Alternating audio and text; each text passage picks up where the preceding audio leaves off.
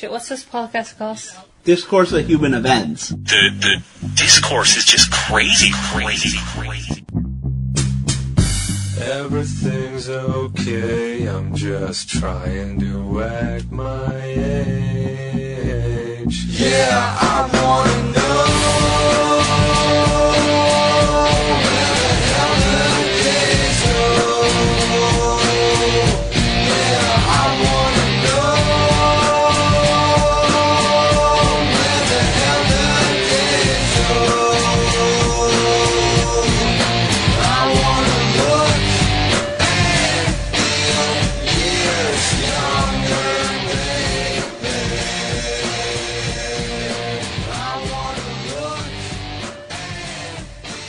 New dildo count. Alright, we're gonna re-dildo on 3.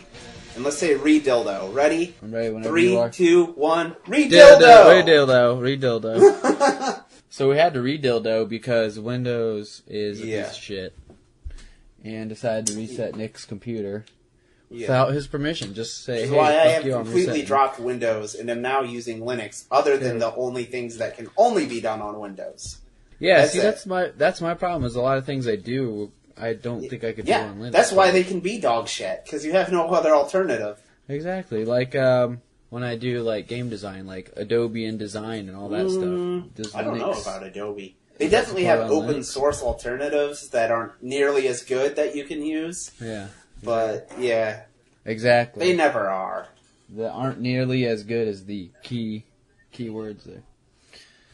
But that's also why Windows sucks so bad. Yeah, because they can get away with anything. Do we need to really They do. do any of this? I just don't understand, like, why they would do that. Like, if they're about to reset your computer, they should say, hey, can we reset your computer? I don't know. Maybe it's a security update, but it seems like it happens all the time. Yeah, Like, it does. yeah. It still should ask. Yeah.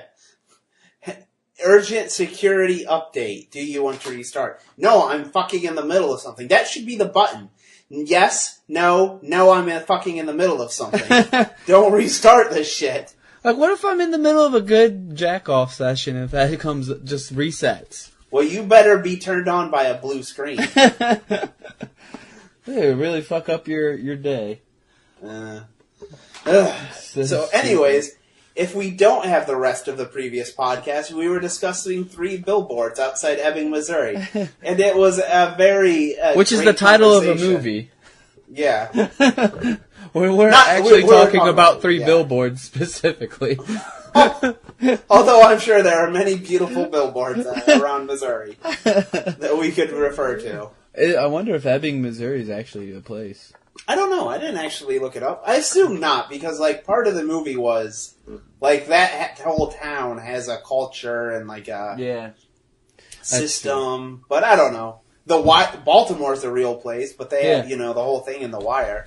But people already kind of know Baltimore is not like a great place. Yeah, that's So that'd be a little different than just randomly picking a town and being like, well, we're going to make this town seem like a real shitty place. mm-hmm. So it would be a little different. Anyways, we talked a lot about how it's a good movie, so I really don't want to repeat the same 14, because we're like 14, 15 minutes deep in that conversation. Yeah. Too. Yeah. Fucking Blame Windows. Fucking bullshit. Oh, we do. But if anybody gets a chance to watch that movie, Three Billboards Outside Ebbing, Missouri. Yeah, and I hear they're making a prequel called Two Billboards Outside Ebbing, Missouri. Whoa. So I think, it's got enough audience for that. Yeah, setup of the first. Actually, wouldn't it just be about the first 3 billboards? Because those billboards replaced billboards. Yeah. It goes way back. I'm still waiting for my sequel to The One. The One. 2. Yeah, I remember that. But actually, it would be good, though. Have you ever actually gone back and watched The One? Not in a while. Why? Yeah. I Not don't hold know. up? No, maybe it did. But I feel like there's a whole, large number of movies which were good but not great, where I'll, never in my life do I think I'll go back and watch them. Yeah. I think The One might be in there. You think so? I don't remember know if I'd... being pretty awesome. I remember it being fun, but it just seems like there are a lot of fun movies to choose from. So will I ever go back and watch that one from 2002 or whatever? I don't know. Yeah, that's true. I mean, it does have its, like, you remember the story. It's not like it's going to be something deep and make you think again. Yeah. No. That's very true. It's just see Jet Li slap people around. Is kind of the movie, right? It had, like, the philosophy of if you kill everybody. I don't know if that's very philosophy. Lightly. It was very nonsensical. I believe there were a certain number of parallel universes, like 150. Yes. And the philosophy was, if you killed the other versions of you in the other parallel universes, you grew more powerful. I'd like to find the physicists that thought that was a plausible theory. Some thought you also destroyed the world when you did that. No, yeah. It's a very anime idea. That's what I'd say. Yeah, that's true. It's like if you dive too deep into the actual idea, it's not going to make any sense. Like, but on the surface, it's pretty cool. That's actually stupid. I just realized halfway through the movie. That makes no goddamn sense. Why would it work that way? I don't know. I don't know how parallel universes work, sir. I guess so. There could be a parallel universe where the people are chairs and the chairs are... I forget what the whole sequence was in Rick and Morty. But it was very out there. Oh, man. People keep talking about a live-action Rick and Morty, and I'm like, that would be awful. Yeah, that's weird. Yeah. It wouldn't fit at all. The part of the big idea of Rick and Morty is, like, you can do, like, anything, no matter how absurd it is. Exactly. As long as you can draw it. Exactly. Which wouldn't translate into... It would be so terrible. Live action. Just like with the bit you talked about, with people as chairs and then pizza as people. See, that couldn't work. It would not make any goddamn sense. It would look so off as not a cartoon. So, I watched Blade Runner 2049. Don't spoil it too much for me. We bought movie tickets to go see it when it was in theaters. Yeah. Never went to see it, but I still have the intent to see it. So you bought the tickets, but then didn't even go? Yeah, I have like AMC. Oh, okay. It's not like you bought specific tickets to that movie. Yeah, they have like little things at Costco, and we bought them explicitly for Blade Runner. And then I even made Chloe watch the original Blade Runner. Okay. And then we never got around to going. So, she was not that much of a fan of the original Blade Runner. Really? Mostly because the romance was, like, non-existent. Like, at one point, Deckard just grabs that girl and starts making out with her. That was the romance. She thought that was borderline rape. It is a bit rapey. It's a little rapey. We were just talking about that with Old Boy. When he, like, passes out and he wakes up and, like, just bursts into the bathroom and tries to, like, make out with her. Like, it's a bit of a rapey scene. It was a bit awkward to watch it. I'll give her that. But the rest was good. It's a good movie. It also was made in, like, the 80s or something, so it's kind of... Yeah. Times have changed a bit. So I noticed. What did you think of 2049? Good enough to watch? Yeah, it was really good. It's a long movie, though. But it's... I don't know. It justifies its length. So I want you to spoil one thing. Do they acknowledge that Deckard was a replicant? Oh, yeah. Okay. Definitely. Okay, one more spoiler alert. Does Ryan Gosling, I don't know his name in the movie, does he ever say to Deckard, like, Deckard, did you realize they kind of made you a bit of a rapey replicant? It's kind of a little creepy. They made you kind of rapey. I'll say it's actually a really good, like, the way they set it up. So, like, most sequels, or they're like reboots these days and stuff. This is like its own story, and it actually, like, continues from the last Blade Runner. And it doesn't, like, open it up for another sequel. It's like, this movie's over. Okay. It has its own little story, and it closure and everything with it. And, storyline I didn't see coming, too. It's kind of cool. Okay, interesting. And so this isn't a spoiler, so the cool thing about this one is, in the original one, you're like, is Deckard a replicant? That's kind of part of the question. And this is what got me to watch it, because one of my friends was talking about it, and I was like, man, I just don't want to watch it because, sequels tend to be awful these days or whatever. True. And he told me, the plot setup, and I was like, that actually sounds pretty sweet. So the original one is, is Deckard a replicant? Well, in this one, it's the flip. The main character, Ryan Gosling, everyone calls a replicant, and it's more of a storyline is, wait, is he actually a replicant? There's a little bit of that storyline going on. Interesting. Yes. There's a whole bigger plot to that, but that's one of the cool things going on there. So he was a potentially rapey human or replicant? No, not Deckard. No, I'm sure they didn't have... I'm sure Ryan Gosling, they did not make... They did not make him rapey. 2017. He has a little hologram he's in love with. Oh, okay. which isn't rape then, right? Yeah, I don't think you can rape a hologram. That's actually a really good question. Well, he can't physically touch the hologram, so... If you could, I guess you could pull a, shit, I lost his name. What's the comedian that jerked off in front of the ghost? I can't think of his name. What did he do? Lewis. Shit, what's his name? Oh, Louis C.K. Louis C.K. He can jerk off in front Louis of the hologram. Yeah. Pull Louis C.K.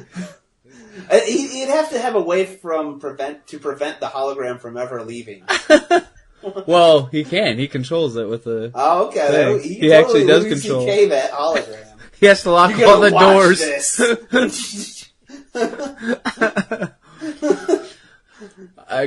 Can we make that catch on pulling a Louis C.K.? I don't know how often that happens that it'll come up. When you jerk off in front of somebody, I'm sure it doesn't come up often, but it comes up often enough. It shouldn't come up often enough in your life, but it should come up in people in the news. Often in your life. You're bragging to a couple of guys and see that lady? I banged her. You'd be like, see that lady? I Louis C.K. her. I Louis C.K. her. It was really creepy and weird. Pull that Louis C.K. Oh, God. Oh, that's so should have seen her face when I was wiping the jizz on my pants. I still need to know the details. I think homeless people are the experts. Yeah. Chappelle has that whole joke about the homeless guy pulling a Louis C.K. on a bus. Did he? You don't remember that? No. He talks about when he was on a bus and a homeless guy pulled out his dick and started beating off. Well, we're just gonna deal with this. It was from one of his big stand-ups. I forget what it's called, but one of the big ones. I've forgotten. Because he used the mic. I remember so specifically. He uses the mic as a little sperm coming at him, and he dodges it like the Matrix. Jesus. So, in other news. Yeah, what else we got? A good show to watch on Netflix, 7 Seconds. Did I tell you about 7 seconds? This? Yeah, you told me briefly. I didn't. Yeah, because I said Crash, and you're like, I didn't like Crash. Oh, yeah, I remember that. The Crash part is just that it deals a little bit with racism. Or I should say a lot with racism. A lot with racism. Yeah. Do you feel like... I'm not saying racism isn't a problem. Do you feel like it's way overdone in the media, though? Absolutely. I feel like we have, at least 20 movies a year to choose from. Yeah. To teach us racism is wrong. I feel like we could do with a solid 10. Well, this one isn't in your face, racism is wrong. It's just more this is a part of life and some people are racist. Mm. And it's not even rah, rah, rah. It has a little bit of the Black Lives Matter and Blue Lives Matter stuff in it. Okay. But it's very light. It's more of just a gritty TV show. Mm. But I do feel like a lot of TV shows are pooling that how many times do we need transgender people in movies and all this stuff? But then again, isn't that the point? We've had so many movies of just white men in films that now we're getting the backlash of having the exact opposite. Is it? I don't know. I feel like, but no, so it doesn't have to be about racism, though. It can be just black guys in film. Yeah, doing non-race related things. That's true. I completely agree with that. Yeah, like, I don't know, was there any racial undertones in Pursuit of Happiness? Maybe there was. Or like, a lot of Will Smith movies, I feel like there's not that much about race, but he's just being Will Smith, doing Will Smith stuff. True. Chandra and I just watched Friday. There's no racial stuff. Yeah, exactly. It was a goddamn good movie. Yeah, exactly. See, why can't they make movies like that? Yeah. They're like some black dudes and they're fucking hilarious. You're right. It does always have to be about that. Too often. If they're going to make a movie with black co-stars, now it has to be about race. Like, why? Just make a good movie with a good story and star a black cast. Yeah, exactly. Yeah. I mean, there's plenty of those movies. I mean, they tried it with the all-female cast on Ghostbusters, but man, whoever wrote that, it was terrible. I didn't watch it, did you? I tried. I heard nothing but horrible things about it. I was like, well, I'm not even going to give it a chance. I tried just for argument's sake because I didn't want to just go on the train of it's a terrible movie. If I was going to criticize it, I wanted to have watched it. Yeah. But it's so bad I couldn't watch the whole thing, so I feel like that's good enough. I got like a half hour into it and I was like, this is just awful. One of the things they did is they just completely rebooted it. Mm-hmm. And instead of the old Ghostbusters handing the reins over to the girls, which is what I expected the movie to be. Yeah. You know, we're going to hand this over, this is your company now. They just rebooted it and pretended like that never happened. Was Bill Murray in it? Or yes, he's in it, but he's not a Ghostbuster because it's a reboot. So it's not like those previous movies existed. But he's in it.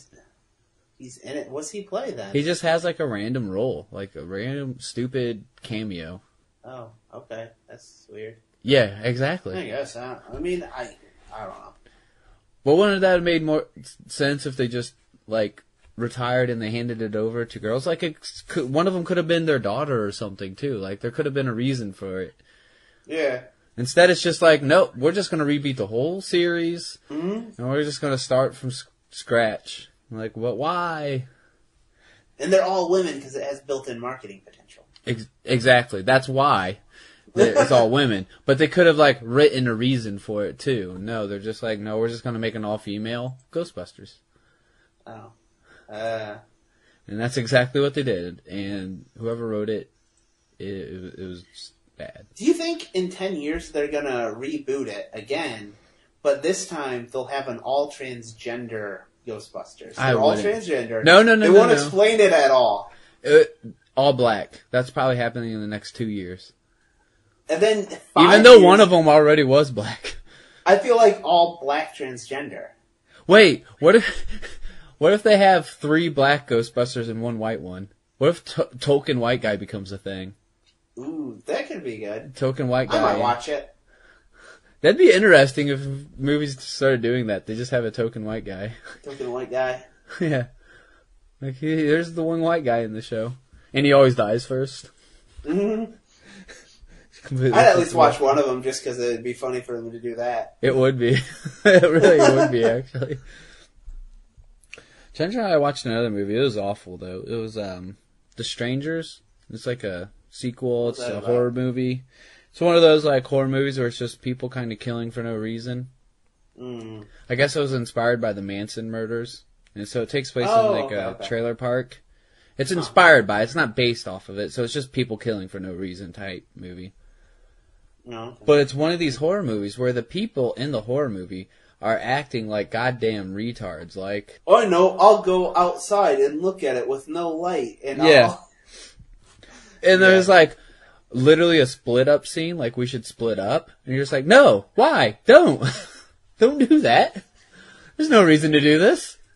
It makes no sense. We should split up. And before I go, I'm going to sprain my ankle. Yeah, pretty much. Now I totally can't get away. Literally what happened. They had the killers dead at the end, but then one last surprise for no reason whatsoever. Oh, one more jump scare. Yeah, even though it's these are actual humans, so there's no supernatural stuff going on. Yeah. It's the motherfucker got shot in the head and comes back still. No. No, stop. See, I don't know. I just, like, we were just looking at movies to watch while in San Francisco. Yeah. The past time because we had to wait on this thing. But anyways, the point is, I just feel like nowadays I go through the movies and I'm like, no. I don't know. Like, I would see that's a horror movie. It doesn't look well made. I don't have time for this bullshit. You know? I don't know. Yeah. I don't know if I'm getting older and more, like, less tolerant of crap, or if Hollywood is actually getting crappier in general. It's probably a little bit of both. Yeah. Like, I can't tell which it is, but I am just way more reluctant to watch anything. Yeah. Unless I have, like, good confirmation that it's good. Even, like, The Shape of Water was one of them, and it won the Best Picture. And I'm like, I don't know. I think I've been, you know... yeah. I've been disappointed in so many Best Pictures recently. If it wins Best Picture, it doesn't necessarily mean shit to me. Yeah, it really doesn't mean anything if it wins Best Picture. Some of those are the most boring movies. Yeah. Shape of Water, though, actually was really good. See, now that means more to me. No, I might watch it now. Oh, no, it was actually really good, because I said the same thing to Chandra. I was like, I don't know, like, what's this movie about? And she's like, no, I heard a lot of good things about it. I was like, you know what, don't tell me what it's about. Because I kind of like going into movies that's true. I do like without knowing what it's about. I was like, alright, don't tell me anything about it. And I watched it. It was actually a really good movie. I was actually really impressed with that one. Okay.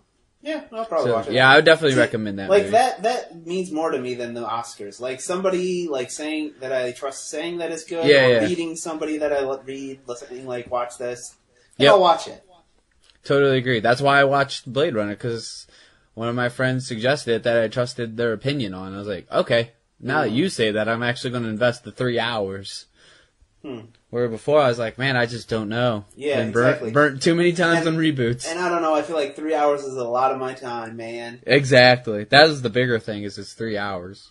Game Night. That was one we watched that is surprisingly hilarious. Really? I saw the commercial and I thought, Yeah. It looked kind of mediocre. We had nothing to do, and we're like, let's go watch a movie. And we're like, Game Night is the only thing that looks remotely interesting. And we're like, alright, let's watch it. I went in expecting it to be okay, but it was hilarious. Really, yeah. Like, I watched it and it looked like a paint-by-the-numbers comedy, where it was like, you know, just that's what I was expecting.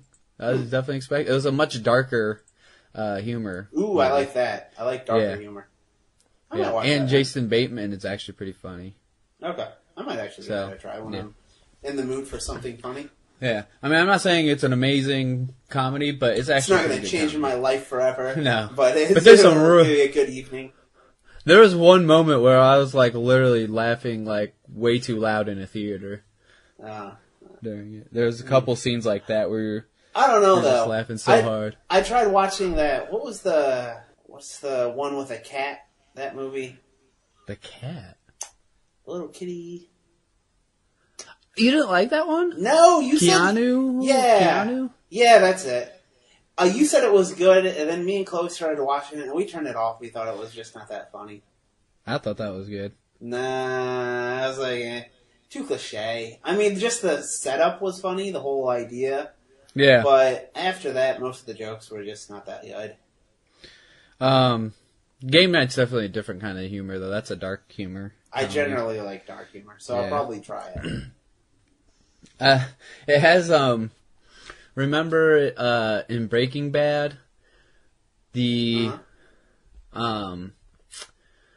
they did, like, the train robbery, the guy that helped them. The dumb guy? Train robbery? Yeah, it has that guy in it. Yeah, the guy that was in Black Mirror, too. Yes. He's the Star Trek guy, and if you ever watch Fargo, right? The newer ones? What in Fargo? I haven't watched the newer ones yet. Oh, dude, you gotta watch. I need to write this down. Yeah, you did. The one with the alien, the one that took place in the 70s. Oh, I thought there was other new ones. He was Kirsten Dunst's husband. They were the funniest couple. They were I don't remember. They were hilarious. It was that guy. He looks like a cheap version of Matt Damon. Yes, he does. That's exactly what I think he is. He's cheap Matt Damon because he's like a chubby Matt Damon. Maybe not quite as handsome, but looks pretty similar. Well, just so you know, he's actually one of the funniest parts of that movie. Okay, yeah. Well, he was funny in that. Great. The Fargo, just playing the somewhat straight man dumb guy to Kirsten Dunst being ridiculous as shit. Yeah, no, I think you'll actually like Game Night. It has more of the dark humor and not like your typical comedy. Cool. But I am shocked you didn't like Keanu, but then again, that was a long time ago when I watched it. I just thought it wasn't that funny. Too bad. Like, I couldn't make it. And again, I think my attention span has shrinked so much. Like, if it doesn't took me in the 30 minutes, I'm going to be like, yeah, I got other things to do. That's like you keep recommending all these things. I'm trying to think, what have I watched recently? Like, it's not that much. I watched that Three Billboards. I started watching Wolf Hall, which is it's BBC, and it's story of Thomas Cromwell.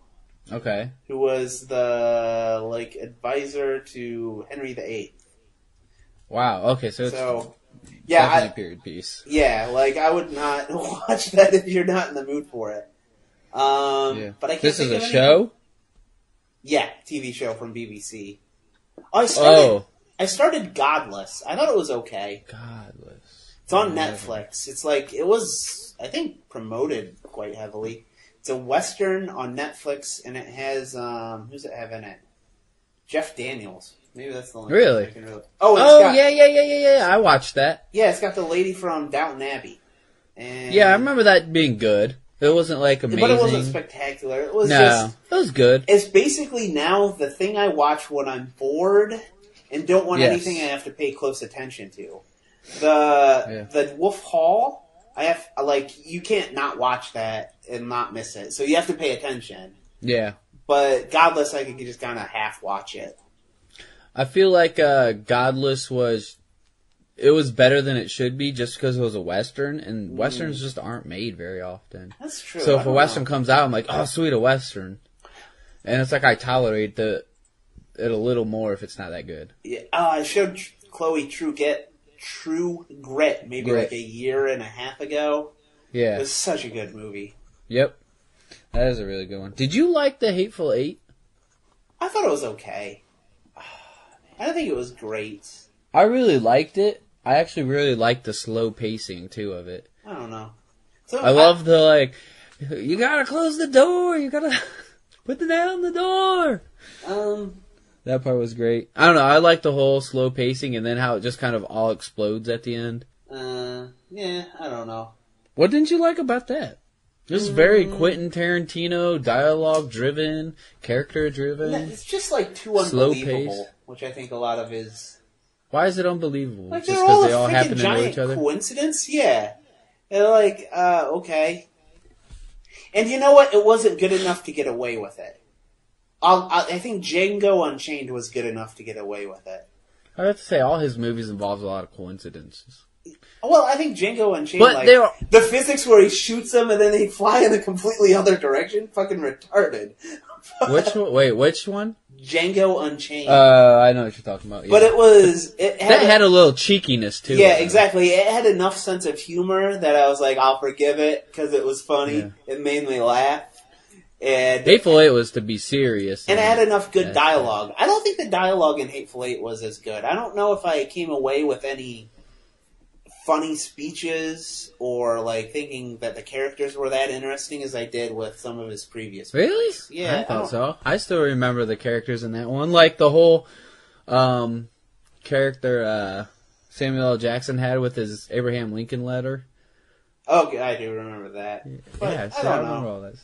That didn't seem that interesting to me. And it wasn't really that coincidental because they're all kind of headed to the same spot, and that was a spot on the way to where they're all headed anyways. Yeah. So it made sense that they all happened to convene at the same spot.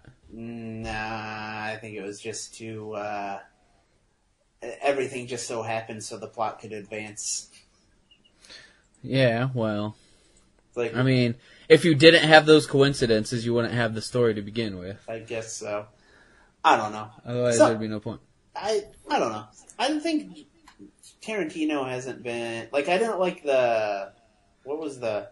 I didn't hate it, but the movie with the Nazis... You didn't like that movie? No, it's not that I didn't like it. I just didn't think it was like Pulp Fiction level quality.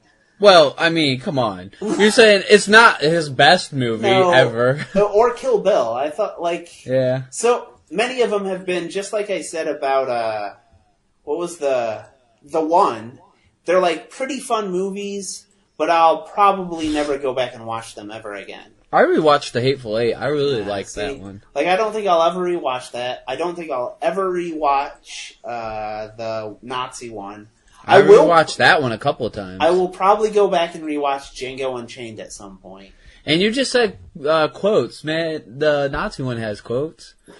No. Killing Nazis. That's not a quote. Grazie. The only thing that I think is memorable from that movie is the 3.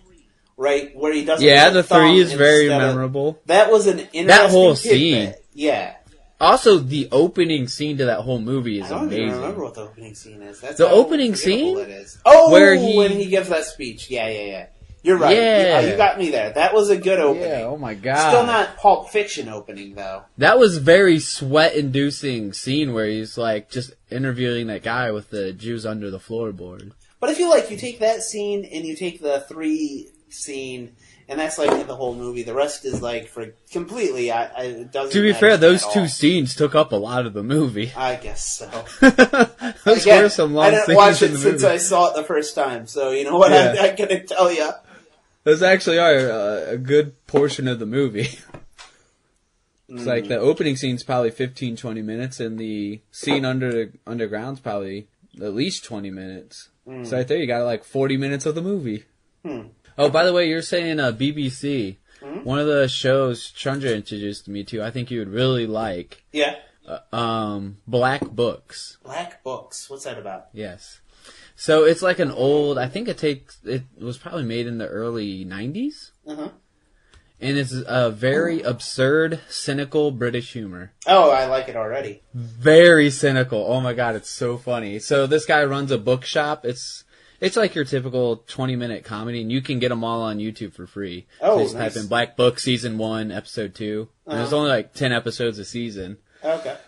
But the owner basically hates customers and refuses to sell books to customers type thing. He's just always cynical and hates life type thing and always drinking.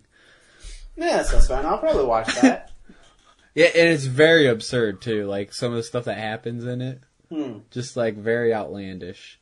It's like, did they really just do this? Is this like really a part? Like, one of the scenes they had is they're like, out at a restaurant drinking and stuff. And one of he like does the classic like, I dropped my fork so he could go into their table to stop listening to the person talking because he was just annoyed by him. And when he goes under the table, there's like a bartender under the table, like a whole bar, like that absurdity. Yeah, exactly. It's very absurd stuff happening. That's pretty out there. Yeah, I would say that's definitely one of the more out there things, but they have out there stuff. There's like one of the early scenes that cracked me up so hard is like the bookshop he has is also his house. And there's a scene where they're talking about how dirty it is, and he's talking about, no, it's not that dirty in here. And he rolls away to his bathroom, like on his roller chair, and uses the restroom while still sitting in his chair and rolls back while they're talking about that. Okay. This is something I probably have to see to quite get. It's called Black Book. Yeah, Books. Books. That's like the name of the shop, yeah. Alright. Yeah, I'll have to look Did you ever watch QI? I've seen clips of it on... So do you remember Bill Bailey from QI? No, which one is he? He's like he's bald hair on top, but like kind of long hair on the sides, kind of like a Hulk Hogan haircut, like long hair. Nah, it doesn't. And like a beard. He's in the show. He's like his helper in the shop. So you gotta always watch like the first 2 or 3 episodes because I think episode 2 is when he gets in there. And their dynamic is what makes it really funny. Yep. And his friend that's a chick they're just always drinking type characters. Yeah, I have to check it out. Very cynical show. If you could make any movie or like TV show, what would you make it about? if I could make it about anything, that's easy. Deadlands. The Deadlands setting. Ooh, that would be kind of cool, actually. Yeah. Nobody, like, the only Western sci-fi steampunk movie that we have that's really popular is Wild Wild West. That's right. Oh, yeah. We had steampunk for some reason at, I think it was Halloween. So in the company, and then one team decided to dress steampunk. And I work with a bunch of foreigners that were like, what are they? What the hell are they? And I said, steampunk. And they're like, what's that? And I had no idea what to reference. And I said, kind of like Wild Wild West, where it's like science fiction plus Western? Yeah. Like, I don't know what else popular I could reference that, like, for them to know. Some of them knew Wild Wild West and they got it. Others maybe were here a little more recently and didn't quite know what Wild Wild West was either. So it was, like, hard to really convey what that meant. Yeah. It is kind of hard to convey that, but even steampunk or cyberpunk really doesn't fit Deadlands completely, because that's just, like, kind of one faction, one aspect exactly. of it. It's more fantasy Western. Yeah, they have, like, the magical group Hucksters, right? Yeah, they had Hucksters and like, shamans. And then they had, like, the Blessed. That's actually a pretty damn good answer. I actually think that's a good answer. Huh. Yeah, it was just a really sweet setting. I always wanted to see a Deadlands movie. I just feel... I doubt that'll get made, though. I don't feel No, like I don't... I'm not saying it would. I'm just saying if I could make any movie happen or show, that would be it. How about you? I feel like one of two things. One, I would like a sort of concept movie, like how we were saying, like Three Billboards. I thought was basically about like human nature, and then like take an actual concept and make it all. Like that was about like anger and how people respond, and like you know, like I would either do that, or one that I've always kind of wanted to do was like kind of like an Office Space. Yeah. Right? But I wanted to set it in the run-up to the 2008 financial crisis in a bank. Right? Because I worked IT in a bank, and I feel like I get the general idea of what it's like to be in one. And I don't know. I think I could write a decent comedy around that. Just somebody just completely fucking around? Is that what you mean? Or quitting? No, just like the absurdity of corporate life. Okay. And then not also necessarily like somebody quitting and fucking off, just how ridiculous it is. Like, in the, like, kind of subtle... More like a Dilbert type. Yeah, like the subtle dishonesty that I feel like I see in the corporate world, and I can see how, like, the financial crisis would come about, like, with banks not doing any of their due diligence. Yeah. You know? Nobody actually does what they're supposed to. Yeah, exactly. Like, that was my general concept idea that I would want to write. Yeah, that would be good. Yeah. I could totally see that. Also, I think I told you about this before, I always wanted to have, like, a sitcom drama type show about, like, when I worked at the... crisis center. You told me thing. that, yeah. Seems like you wouldn't have to make a lot of stuff up. You could just... Yeah, exactly. Here's what happened. A lot of stuff going on there. But, I feel like you also like, with the concept movies, you like a lot of stories that have, like, some kind of point to make. Yeah, I like just stories sometimes. See, I've completely stopped giving comic book hero movies a chance. Like, I just don't... Yeah. That's because they always say the goddamn same thing. Exactly. I went to see Wonder Woman because one of Chloe's coworkers wanted to go see it, so we wanted to see it with them. And the whole time, I was just rolling my eyes. Like, it's so dumb. It's because you've already seen the movie, just with different characters. Exactly. Like, that's what I said. It's like, do I really need to go watch it? No, I've already seen it. The one funny part of that movie wasn't about the actual movie, but one of Chloe's coworkers is German. And so in the movie, they start doing they speak German, but they don't actually speak German because no one wants to read subtitles. They just do a German accent, right? Really? Yeah, they just remember they're pretending to be Germans as they sneak behind enemy lines, and they don't actually speak. In which German. movie? Wonder Woman. I've never watched it. I just said I've already seen it by watching other. Yeah, you have, but they just switched their accent to a Germanish accent. That's actually really weird. Yeah, rather than doing the German. And then so I leaned over to her German coworker and said, "How's their German?" It's like, because I don't know, it's gotta be really weird from his perspective when he sees they're supposed to be talking German, but then they just talk like he speaks English, right? Yeah, it's just really weird. I don't think I've seen, I guess, movies do that where they start to speak They don't go to the accents though. That's just really weird. That's what they did. They just put on the German accent to pretend like they were speaking German. That is so odd. Yeah, it's so stupid. Most movies go like they start talking the foreign language and then slowly go to English. No, because I think or just have the subtitles. Comic book movies are generally made for the lowest common denominator, and people don't want to fucking read. So you know what? They're just no subtitles. That's outrageous that that's what they did. Yeah. I would have been so confused. Like, are they really just doing German accents now for shit? And the other point was where she runs across, like, you know, in World War I, it takes place during World War I. Uh-huh. They have, like, the trenches dug, right? Because that's how World War I was fought. She runs across the trenches, and, like, so they're firing full machine guns at her, right? And, like, you've seen Wonder Woman. The whole point of Wonder Woman is you want to see her because she's kind of hottie, right? So her armor is basically non-existent. But they just happened to hit the little pieces of armor she was wearing rather than her. Well, that is a big thing with her bracelets deflecting bullets, right? Yeah, but, like, there were a lot of bullets. There were way more bullets than her bracelet. Like, they had to specifically be aiming for her bracelet.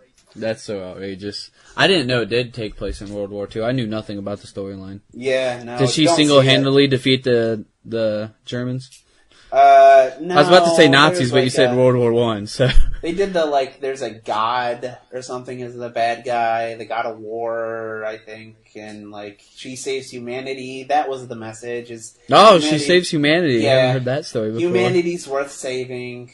Good for us. We're good people. What was her downfall? What was the thing that got her down in the middle of the story? I think the guy lied to her or something, or... Who's the guy? The love interest. Uh-huh. I don't know. I can't really say I was paying that much attention. I was mostly just pointing out how stupid it was during the whole thing. But there was a dip in the character. Where she was down on her luck. Where she thought, maybe I should end it all. Maybe he's right. Humanity is evil, and they commit all these atrocities. I shouldn't save it, yeah. Yeah, all that subtlety. Okay. Oh, which isn't subtle at all. Yep.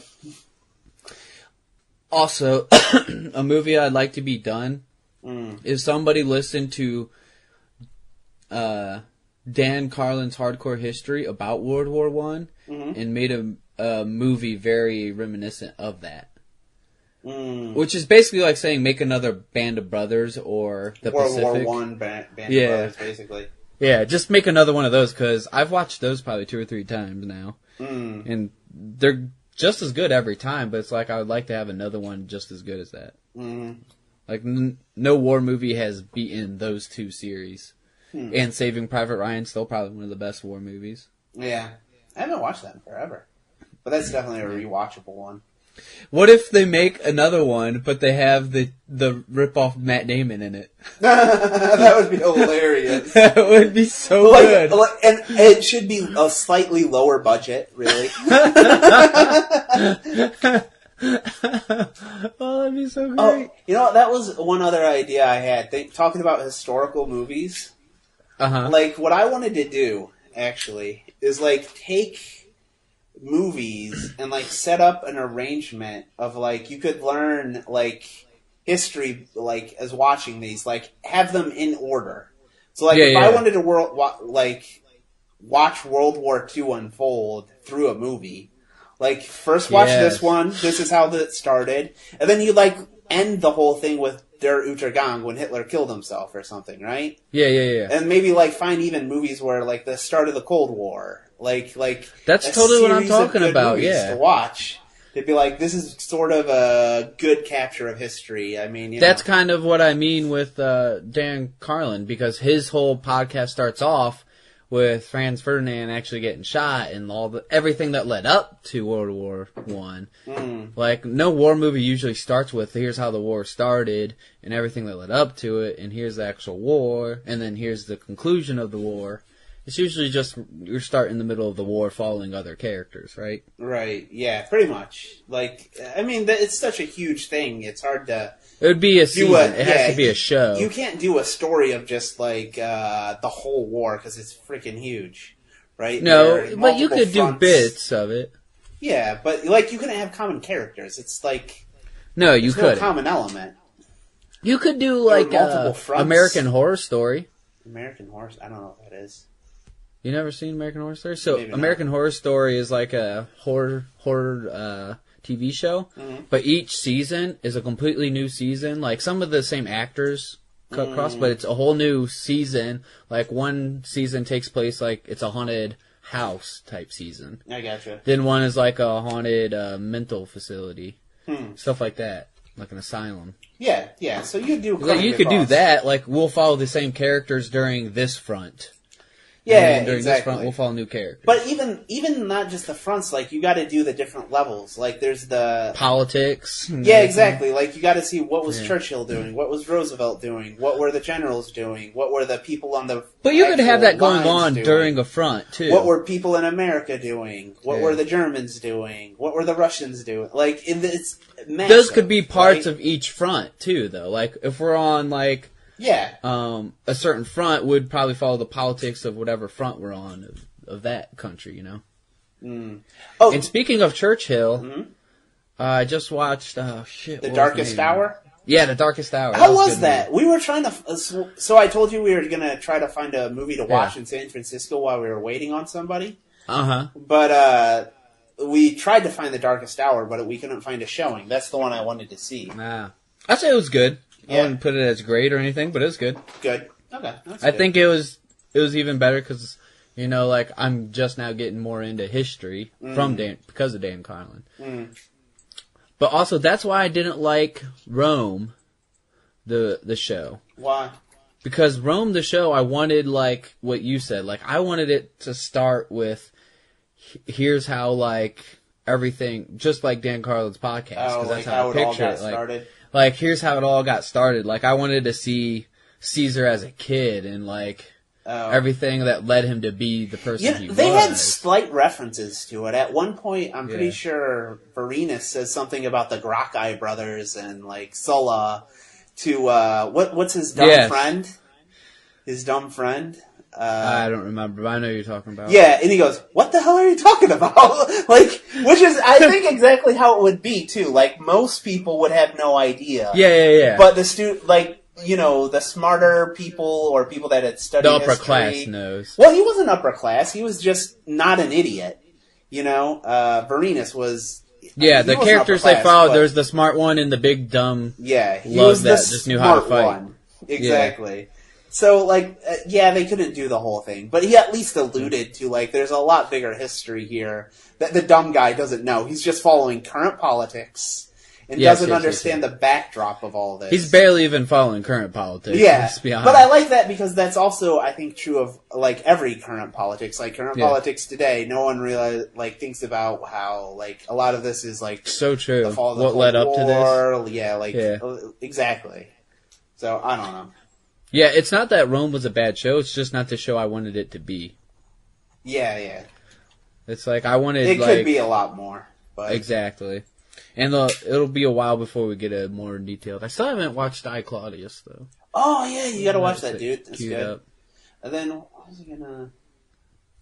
Oh yeah. There's a dude I watch on YouTube named Linde Page. I think I may have mentioned him before on this. He's coming up with a graphic novel that is about the... Oh, that's cool. Hannibal. Oh, really? Yeah, invading. All about Hannibal. Yeah, it was all about the Punic Wars, right? Yeah. So that's cool. Yeah, that's something I'm waiting for. They really like to focus on the Punic Wars, huh? Yeah. That's my problem with a lot of the shows. It's always the same things they focus on. Like, always the Punic Wars, always the time where he gets stabbed in the back. What show had the Punic Wars? I'm just saying, when anything goes over, like, Caesar, it's always the same stuff. Oh, yeah. There's a good YouTube channel you would like that goes over, like, how certain things in history worked. Like, it goes very in detail about, like, how the political system works, but it breaks it down in different shows. It's actually what I watched a lot of when I was making the Cinetis Romanus game. What's it called? Actually... That's why I'm getting it right now. Alright. You would really like this one, because it's basically, it was my study guide for that. The problem is, like, when I first made the prototype, I knew so much about the Roman Senate, I made it too much like the Roman Senate. It was like a 4 hour, like, how the fuck does this actually work? Which faction are you? Yeah, exactly. Are you ready? You can type it in here. Alright. Historia Civilis. Civilis? I knew it already. Oh, you already have it? Yeah. They have the, like, how Great the videos. Battle actually happened. Yeah, like, he breaks down battles very detailed, the Senate very detailed. I've watched the battles, a couple of them. I haven't watched the Senate ones. You haven't watched, like, his years, either? Those ones? I don't think so. There's so many talks things about on when YouTube they're to watch. actually senators. I don't know. Like, that would be interesting. Yeah, like when famous people were senators, what happened during their years as senator. No, I haven't. Yeah, it's really good. He does a really good job. And I like how his little pictograms are very simple, but actually make everything make more sense. Yeah, maybe I'll have to look up some more of his and, like, watch. Because I do remember their battles that I watched were interesting and well done. Like, easy to understand. Very well done. Yep. Easy to understand and very well done. Although sometimes when you're watching the political ones, you're like, really? Is this how it actually works? That's how stupid it is. Honestly, sometimes I look at our own political system like, really? That's how it's done? That's so dumb. I could easily see in 20, 30 years, we'll look back and be like, wow, is that really what we did? We didn't vote online? Yeah. Like, what? We had the technology, but didn't? We just decided no? Nah. Too easy? Yeah. You should watch the Linde Page too. He's all over the place though. He has no specific... How do you spell that? Lindy. Beige. The Linde Page? I think just Linde Page or something. That'll come up. This is YouTube, right? Yeah, he's like all over the place, and it's just one guy that usually talks or something. But he's interesting and good sense of humor. And he also does, like... So the last one I watched was he actually went to a blacksmith. Apparently real blacksmiths really still exist. And he made his own sword. Like, so if you wanted to know, how do you make a sword? Like, that's awesome. This is how blacksmiths made a sword. You do this. That is really cool. So it's just little stuff like that. Yeah, stuff like that. Yeah, I'm always up for that. And he gives, like, just the lectures about... Some of them are just how stupid movies are. Like, he said one of his friends was a advisor to a movie where they had medieval characters. And then, like, they're asking the historical advisor, like, how would they have warned this infantry group would have, where would they have taken the standard, like the flag that they were walking? And the history advisor was like, that's for cavalry, not for infantry, number one. And they were just like, thank you. And then they just went and did what they wanted to do anyways. Because they really just want a guy that they can put on the credits as a history advisor. It's not really, they don't even really try. They just kind of... They don't try, though. Want somebody to say, yeah, we had one. That's great. So, yeah, he has interesting little tidbits like that I think are always funny. Yeah, I'll definitely give that a watch. Oh, have you watched what's the guy?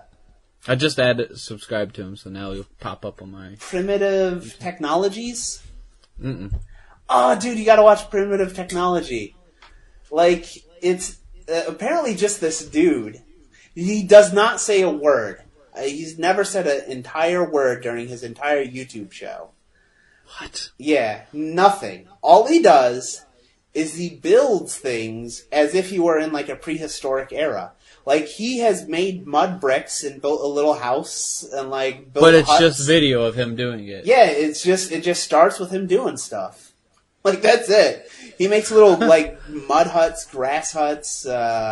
He makes a bow and arrow in one. What always kills me about his video, though, like, holy shit, he has 7.4 million. Oh yeah, subscribers. it's crazy popular. He, like, every time he does the fire, he doesn't break out a fucking lighter. He does the with the his hands, like the stick and the thing. And the noise, it's like nails on a chalkboard to me, because I can just feel my hands getting calloused listening to him do it. Yeah. You know? It just bothers me so much. This is a weird awesome. thing. But yeah, they're great to watch. He's making lime right now. Yeah. What's funny Which apparently is something to do with shells. Yeah, I watched that one, the limestone. It's apparently an ingredient in concrete, too. So that's how they made it. Wow. Yeah, in case you ever wanted to know. This is actually super interesting. It is. And what's funny is, after he does this super primitive stuff that he's recording, he goes and edits it on his MacBook Pro. Yes. That's actually really funny, but yes, you're right. 7,000-year-old thing that he's doing. That is hilarious. But it is, because there's so many things you wonder, like, how did they actually do this back in the day? Yeah, it's great. Like, I feel like if I ever go and buy another house where I have some land, just for the hell of it, I want to go and redo some of the stuff he does. I want a little mud hut. It looks like fun. Dude, that'd be totally fun. Yeah, and like, you can do it like just you. Like, there's no tools even needed, because he doesn't use them. He just uses his hands and some rocks. Like, he's making his fire right now with sticks. Yeah, exactly. Goddamn sticks, man. He's doing the stick fire. I wouldn't do it that way, though. I would totally cheat and use like a knife and lighters and stuff.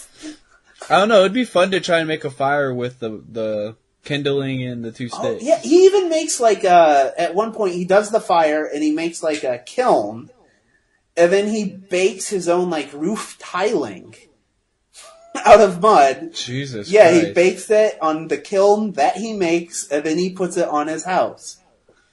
This is awesome. Yeah, it's crazy to see how, like, I guess shit, he just threw the shells, like, right on top of the fire. Yeah.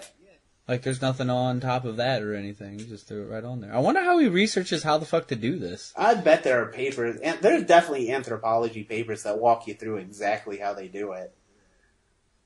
Like, there gotta be. Like, they're definitely researchers. Yeah. Which is cool, because I wonder if he does have a mud house right next to him. It's so awesome. With fucking Oh, shingles yeah. and I everything. saw, like, so he had an area where he was doing this. And he made all the houses and huts and stuff. And then he got really popular and made a lot of money. And then he bought a bunch more land. So now he's redoing a lot of stuff or making new stuff. That is awesome. Yeah. I really I'm definitely going to watch this a lot. Yeah. I do see How to Make Roman Concrete. That's going to be my one to watch right away. Yeah. So cool. It's a great thing we live in 2018 now. Because you have all this weird random shit to watch. How did I really live does have before some without great it? stuff on it. Yeah. Like, you just gotta search it. Like, I would have never found this. Like, somebody would have to tell me about it. Exactly, yeah. That's the thing. Like, I find going to the recommendations page is actually pretty useful. 99% of the time it's shit, but every now and then you find this, like, golden thing that's like, this is great. I'm totally gonna subscribe to this guy. This is exactly what I needed to add to my stuff. Yeah. I think a good YouTube show now would be a parody show about the other YouTube shows. Because there's so many famous YouTube shows now where you can start making a lot of parodies. Which I'm actually kind of surprised if that doesn't I don't know if it was The Onion or something. There's definitely a TED one where they just were like, common cliche, and then they clap. And then, like, insights. He just says, like, basically the exact structure of a TED talk, and then they do the whole like. Why are you calling it a TED talk? TED TED talk. TED talk, whatever. But who says the initials of TED talk? Does that stand for something? Technology, Entertainment, and Design. Oh, okay. TED Talk, whatever. I know that because I listened to a TED Talk podcast, and the opening to it always says Technology, Entertainment, and Design, and then they go, "Is that really what it stands for? I didn't know it stands for that." That's like part of the intro. Oh, really? Yeah, that's funny. Have you been watching those as much recently? I feel like no, because they're all just cliched now. Yeah, I feel like the quality has like plummeted. They've become such a business that they just churn them out like butter. Like, yeah, it doesn't matter now. Exactly. Like, you know what I want to see? A TED Talk where it's super fucking cynical and just like there's nothing to really gain here. It just sucks. A TED Talk about how much TED Talks really don't matter anymore. Yeah, I don't know. It just they all seem like we're optimistic and we're gonna change the future and it's gonna be great. Yeah. And it's like, too many of them are that nowadays, for sure. Okay, here's an idea. I want a TED Talk set in Germany, 1935s, about how they're gonna, get along and, the crisis in Germany is gonna go away, the hyperinflation, and they're gonna learn to get along with the Jewish people. Like just super optimistic. That I think is the parody. Just feel like I don't think that's going to happen. 1930s TED Talk. That is definitely a better parody than what you were saying. The actual parody is about that would be way better. Yeah. Way, way better. My God, this guy is goddamn fascinating. Just making limestone. Your night tomorrow is set. You're just gonna make. Yeah, I'm like super entranced. How do I make this stuff?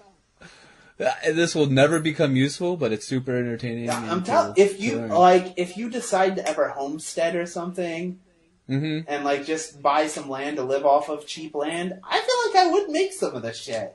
Oh yeah. If I had like land, yeah, why not? It could become useful just to know this stuff. Dude, your previous house had plenty of woods too, where you could have done shit. Exactly, like that's what I was saying. Like, I think I might have done this. Like long term, I'd go up and start making a hut. I want a hut. Well, if you move and ever have woods like this, we totally got to make some mud huts. Oh, we're definitely gonna make some mud huts. That's gotta happen. This motherfucker has his own axe that he made. I can tell that is an axe he made. Exactly. I see him chopping down a tree, and I'm like, that is not a store-bought axe. Yeah, I know. The only thing that's not perfectly natural is his shorts. Yeah, that's true. Also, the way he finished chopping down this tree is he jumped on it. He chopped like half of it and just jumped towards the top to bring it down. The super advanced technology of jumping on shit till it breaks. Pretty much. That's basically what he did. But, I mean, like, it really is like, oh yeah, that makes sense. That's exactly how you do that. Yeah, like, that's how you do that. Like, you could make all this stuff that they were doing. Yeah. Yeah, this is the type of stuff I would love to do in the woods. And have your neighbors be like, why is that man making 2nd century BC mud huts in the backyard? I don't understand it. I don't think that's going to pass the house inspectors. I don't think that's up to standard. Yeah, is this up to code? Do you think he has electricity in his mud hut so he can edit inside of it? I really hope he has a modern house nearby. But dude, that's gotta keep you in good shape. He always looks like he's in good shape, doesn't he? Well, yeah, of course. Because you freaking go out there and cut shit with your bare hands. That's great. Have you ever tried to just swing an axe for a little bit?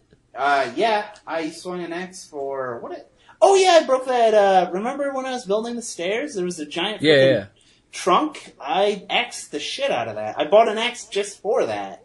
Yeah, that'll take it out of you, man. Oh yeah, it's work. A lot of this stuff takes that out of you. Building those stairs was such great, a workout. Yeah. I've been feeling So now I'm in an apartment, and I don't have any projects like that anymore. Yeah. So I was kind of thinking, I want to build my own desk to get another project. Yep. Yeah. I totally get that, because I haven't had, like, a project like that in forever, and I do get, like, that antsy, like, I just want to build something. Exactly. So I've been There's no room to build anything. I've been scoping it out online and, like, speccing it a bit, but I just don't have the time to actually go through with it. But, like, it's cool. Like, there are builds online where, like, you have the top of the desk, and, like, your PC is in it. You know what I mean? Mm-hmm. So all your PC components, yeah, I know what and you have mean. Stuff coming out. That's kind of cool. And I figured out how to do, like, the standing desk. You buy these things called linear actuators, and, like, you can have the desk lift up. Yeah. So, yeah, it's kind of looking at a design and learning SketchUp to try to be able to, like, figure out how to make it. Yeah. That'd be super fun. Yeah. That's what, like, when I lived back at Evan's house, I built this giant table for us to play beer pong on. Yeah, you made, like, a gaming table, right? Uh-huh. Whatever happened to that? Did you still use that? It was too big to get out of his house. Oh, seriously? So you just junked it? No, I just kept it there. They eventually got rid of it because it was so big. Oh. I remember playing on it once, I think. No, you never played on the one I made. You played on the one I bought one from a garage sale. And it was all, like, janky, and I painted it black and added, like, purple felt to it. Okay, yeah, I remember some felt on it. Yeah. Okay, maybe I it's just that one then. changed that one. I didn't make it. I gotcha. Huh. This guy even... Hold on. This guy's making mud bricks. He made the thing to make it into a brick shape before he made the brick. Yeah, exactly. I told you. Like, it's awesome. Everything from the beginning. Yes. Oh, what I want to see is, like, so I feel like he keeps advancing a little bit in each video. Yeah. So eventually I want him to make his own, like, CPU. Like, he eventually gets there. Where he's, like, getting he goes through the ages? Yeah, like... Like, now he's in the Bronze Age. He's getting a fabricated mold to, like, print a CPU out, and he's... Oh, my God. Here's my laptop. Like, that's how you do it. How impressive would that be, though? That would be pretty fucking impressive, honestly. Wow, mud bricks really aren't that difficult. No, you would have thought they would be, but no. It's just goddamn mud and some dirt thrown on top of the mud. And then you just bake it. That's it. Yeah. He hasn't got to the baking yet, but that's literally all it is. That's basically it. That's the whole idea. That's it. You just cook some dirt. Put them into squares and cooked it up. Who knew? That is awesome. Yeah, so I think I feel like I filled out your next couple evenings. Oh, dude, like, well, not even that. For my breaks tomorrow, I'll probably watch one of his videos. I've been watching a lot of QI because I still feel like that's one of my favorite shows. QI? I just watch, like, clips of it. I like the... I don't know which guy he is. He's really wordy, generally. Really what? He's... I don't know. What's he look like? Chubby a bit. With hair, and he wears t-shirts sometimes. No, I don't know how to describe the guy. Oh, okay, I know. He's on the skit, if you ever saw it, where, Are We the Baddies? Are We the Baddies? That sounds really familiar. Where they're Nazis, and they're like, but we have the skulls on our... Or maybe it was World War One. I got it. I typed it in. I know who you're talking about. Yeah, he's always funny on the show. Yeah. He's not on a lot of them, though. But he is one of the funnier ones. Yeah, he seems like he's not... Like, 80% of the clips I watch, he's the funny guy. So, but, like, when you watch the clips, mm-hmm. I get those are good. But the show as a whole is really good because they make, there's a lot of referential jokes to what happened in the past of the show. Like that you wouldn't get if you didn't really... Exactly. Gotcha. It's not like you have to watch them in order, but watching the whole show, there's a lot of jokes that go on amongst the whole show. Yeah. Well, I don't know. Like I said, I just feel like I don't watch that much TV or movies at all anymore. It's got to be really good. Or I will just sit down and find like 5 to 10 YouTube shorts to watch. But see, that if you watch 5 to 10 YouTube shorts, you just watch the equivalent to probably one or two shows of a good show. Yeah, I know, but so what's the alternative? It's one good show or the YouTube Shorts. I just think, I'll take the YouTube Shorts. Yeah, no, I definitely, if I don't feel like there's anything good enough on Netflix, that's definitely what I do. That's why I said watch the first episode of 7 Seconds and see if you like that. Okay. Yeah, I'll probably watch it. The problem is I always have to remember, because I know you mentioned it to me from before, and I said I'd watch it, but then I forgot. Oh, so you know what I've started doing while we podcast? Take notes? Yeah, I have a notepad next to me. For the YouTube stuff, I just typed it into YouTube and subscribed. But like I have Wolf Hall written down in Fargo, because I need to remember to watch that when the new season comes out. Oh, there is a new season we haven't watched. Yeah, exactly. But we watched the first two, and they were both great, so I'm sure the third one's good. And you're right, I just totally forgot until we started talking about it that there's a third season to watch. And sometimes Chloe and I will be sitting around being like, I'm bored. What should we watch? I don't know, I can't think of anything to watch. But now, Fargo. Oh! Another one to watch. Pillars of the Earth. Pillars of the Earth? Yeah. Which one's that? So it's takes place during the Anarchy. What's the Anarchy? So I gotta think it's around 1150 AD, maybe 1200 AD. There's a civil war in England where the only heir to the throne was a woman. Wait, is this leading up to 1066, the Battle of Hastings? No, this is after. This is the grandson. Oh, this is 11... Yeah. Oh, yeah, 150. So this is after the Battle of Hastings. Yeah, the grandson of William the Conqueror dies, and he only had a daughter. Uh-huh. Right? And so his... So it's a vie for the throne type Yeah, thing? his nephew, being the male heir, is contending with the female heir, who is the actual daughter. And this actually happened.